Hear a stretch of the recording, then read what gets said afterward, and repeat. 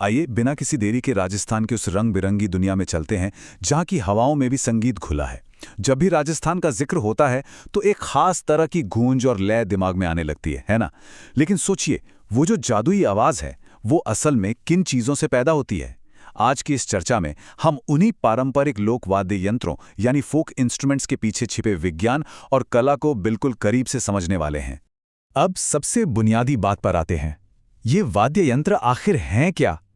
देखा जाए तो ये सिर्फ उपकरण नहीं है, ये तो उस पारंपरिक संगीत की असली धड़कन है जो किसी भी धुन को उसकी लय, उसकी गति और उसकी आत्मा देते हैं। सीधे शब्दों में कहें तो ये वो बुनियाद हैं जिसके बिना कोई भी लोकगीत एकदम बेजान लगेगा। अब चूंकि इन वाद्य यंत्रों की दुनिया बहुत बड़ी है तो इसे आसानी से समझने के लिए 4 वैज्ञानिक श्रेणियों में बांटा गया है: तत्, सुषिर, अवनद्ध और घन। चलिए इन्हें एक एक करके डिकोड करते हैं। ये जो 4 हिस्सों का बंटवारा है ना, ये पूरी तरह से इस विज्ञान पर टिका है कि आवाज पैदा कैसे होती है।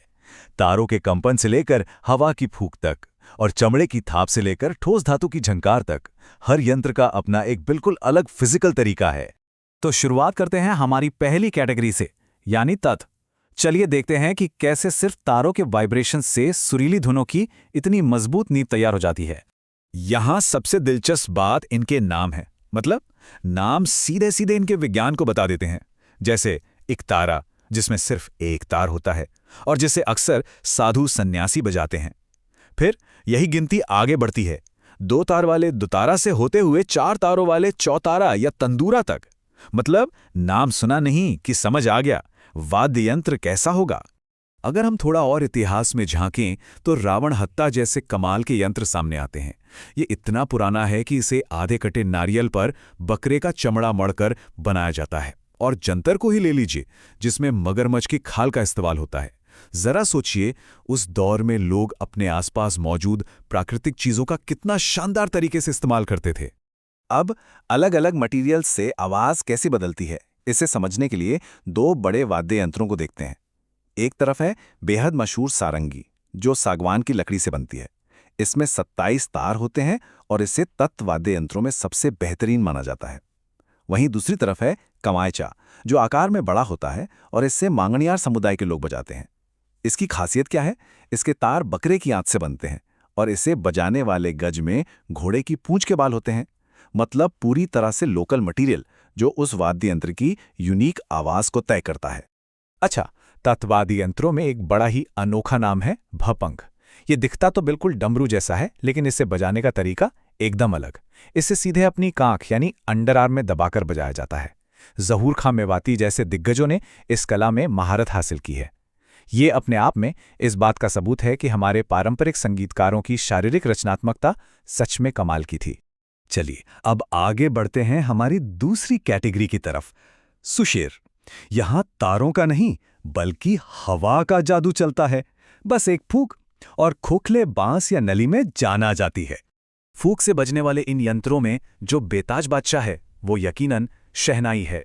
चिलम के आकार का ये यंत्र अपने आप में एक लेजेंड है और भारत रत्न उस्ताद बिस्मिल्लाह खान साहब ने इसे जिस बुलंदी तक पहुंचाया वो हम सब जानते हैं। इसमें सारा खेल और सारा नियंत्रण बस आपकी सांसों का होता है। वैसे इस सुषिर कैटेगरी की वैरायटी भी हैरान करने वाली है। एक तरफ वो बहुत ही नाजुक सी 6-7 छेदों वाली बांसुरी है जिसकी आवाज मन मोह लेती है, और दूसरी तरफ है भूंगल या रणभेरी, 3 हाथ लंबी पीतल की एक भारी भरकम नली जिसकी तेज गूंज का इस्तेमाल पुराने जमाने में युद्ध के मैदानों में सैनिकों का खून खौलाने के लिए किया जाता था। और हाँ, यहाँ राजस्थान के राज्य वाद्य यंत्र अलगोजा का जिक्र करना तो बिल्कुल जरूरी है। ये कुछ बांसुरी जैसा ही है, बस इसमें एक साथ 2 नलियां होती हैं, लेकिन असली जादू इसे बजाने के तरीके में है। मशहूर कलाकार रामनाथ चौधरी जी इस अलगोजा को अपनी नाक से बजाते थे।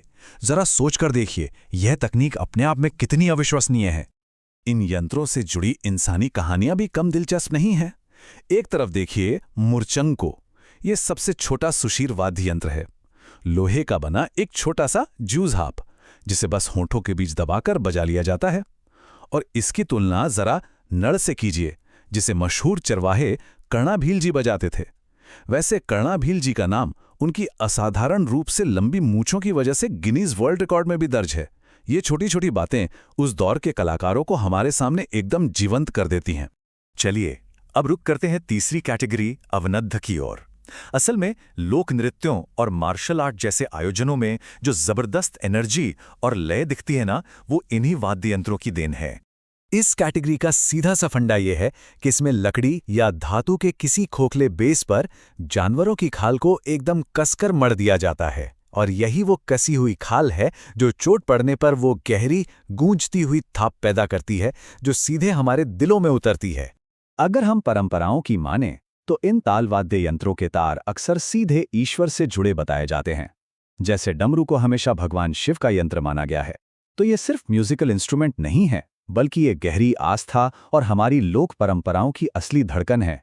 एक और दिलचस्प बात देखिए कि जिस यंत्र का जो काम है उसे बनाने में मटेरियल भी वैसा ही इस्तेमाल होता है। उदाहरण के लिए नौबत को ले लीजिए। ये चमड़े वाले वाद्य यंत्रों में सबसे विशाल होता है। अब जाहिर है इसकी आवाज इतनी तेज होनी चाहिए कि पूरे मंदिर के प्रांगण में गूंजे, इसीलिए इसमें भैंसे की मोटी और मजबूत खाल लगती है। वहीं दूसरी ओर मोलेला गांव की पकी हुई मिट्टी से बनी मांदल है, जो अपनी ही तरह की एक बेजोड़ कारीगरी है। और जब इन यंत्रों के साथ बड़े कलाकारों का नाम जुड़ता है तो इतिहास जैसे बोल उठता है।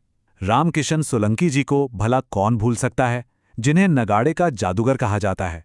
आमतौर पर नगाड़े को मांगलिक मौकों पर शहनाई के साथ नर और मादा के जोड़े के रूप में बजाया जाता है। ये सिर्फ धुनें नहीं है, बल्कि हमारे सामाजिक रीति रिवाजों का एक अटूट हिस्सा हैं। और अब आखिर में बात करते हैं हमारी चौथी और अंतिम कैटेगरी की, घन। यहां सारा खेल ठोस धातुओं के आपस में टकराने और उससे निकलने वाली तेज खनकती हुई झंकार का है। बाकी तीनों श्रेणियों में हमने देखा कि या तो तारों की जरूरत थी, या हवा की, या फिर चमड़े की। लेकिन ये घन वाद्य यंत्र बिल्कुल अलग हैं। ये पूरी तरह से ठोस धातु से बने होते हैं, और इनकी वो जो तेज तीखी सी खनक होती है ना, वो किसी भी शोरगुल के बीच अपनी एक अलग ही जगह बना लेती है। ज्यादातर इनका इस्तेमाल भक्ति संगीत में ताल मिलाने के लिए होता है। आपने मंजीरा, घंटी और झालर तो देखे ही होंगे। ये धातु के यंत्र मुख्य रूप से मंदिरों की आरती, पूजा और भक्ति अनुष्ठानों में नजर आते हैं। जब ये एक साथ बजते हैं तो पूरे माहौल में गजब की सकारात्मक ऊर्जा भर देते हैं। इनमें मंजीरा की अहमियत बहुत खास है।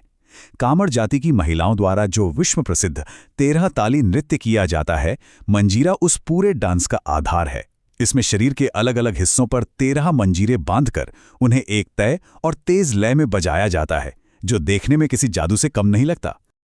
और लेजिम की कहानी तो और भी अनोखी है। गरासिया जनजाति ने क्या किया कि एक साधारण से बांस के धनुष को लिया, उसमें धातु की एक जंजीर बांधी और कुछ झंकारने वाली पीतल की पत्तियां लगा दी। देखते ही देखते रोजमर्रा की एक आम चीज एक कमाल के वाद्य यंत्र में बदल गई। ये हमारी देसी जुगाड़ और असीम रचनात्मकता का एक बेहतरीन नमूना है।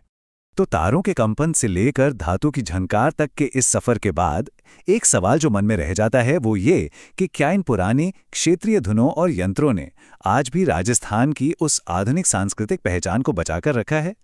सच कहूं तो इनके पीछे के विज्ञान, इन तारों, हवा के प्रवाह और धातुओं के तालमेल को समझने के बाद नजरिया पूरी तरह बदल जाता है। ये हमें सिखाते हैं कि कैसे एक जीवंत संस्कृति सदियों तक खुद को जिंदा रखती है। अगली बार जब भी कोई राजस्थानी लोक धुन आपके कानों में पड़ेगी तो यकीन मानिए वो अदृश्य तार और वो हवा का जादू आपको एक बिल्कुल नए रूप में महसूस होगा। इस दिलचस्प चर्चा में शामिल होने के लिए बहुत बहुत धन्यवाद।